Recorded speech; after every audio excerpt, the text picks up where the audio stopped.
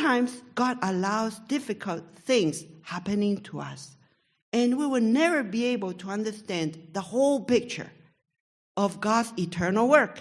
And sometimes it bothers us, right? Just like the writer. He says, but God has laid everything here, and it's so depressing, right? Because he could see only his little piece. But then when he saw God's work in the greater perspective, he can see that actually God's work is beautiful, is appropriate. Now, this is why later on he says that God has done this and we cannot understand God's work from beginning to end. This is why we are unable to find out what God has done from beginning to end. Only God is able to see the past, the present, and the future. So for God, he can see the final product. Okay? For him, time is only something that he has made. So let's use this analogy, right? Imagine if God can see time on his palm, right? Everything is there. History is right there in front of him. He can see the past, your present, and your future. He can see the whole picture of what he is doing or what he has done already. But we are tiny temporal things. We can only pick one tiny bit of it. And that's why people without the knowledge of God's work, they are very depressed, okay? And it is an unhappy business to do it without this big picture, because everything ends with zero. But if we understand that God acts behind the scenes in every season and activity, then we will trust in God's sovereignty, in his plan.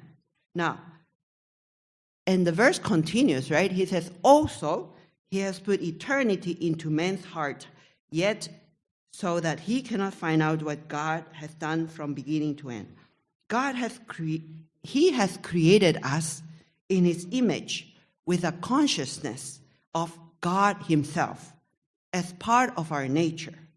But sin has cost our lives, okay, to be an unfinished story. Now, we are not satisfied with the temporal.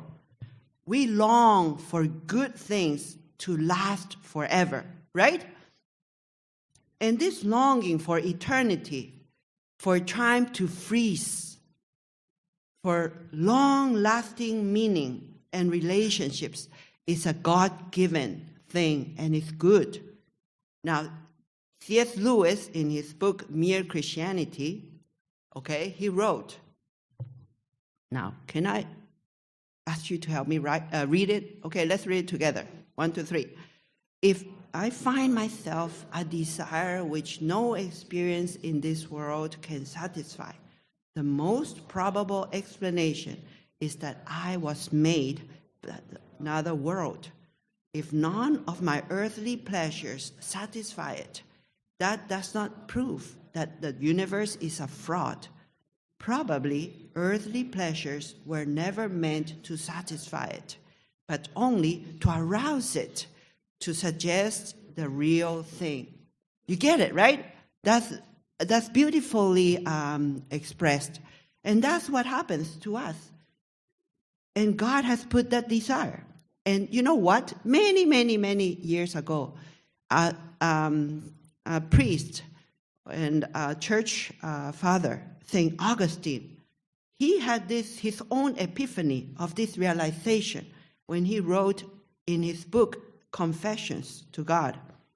He said, "You awaken us to delight in your praise, for you have made us for yourself, and our heart is restless until it finds rest in you."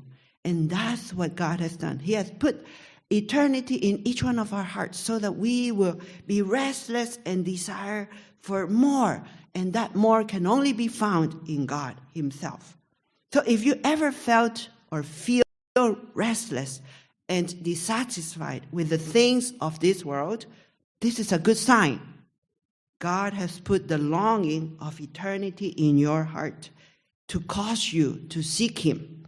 And God invites us to partner with him in his eternal plan during our temporal stay on earth.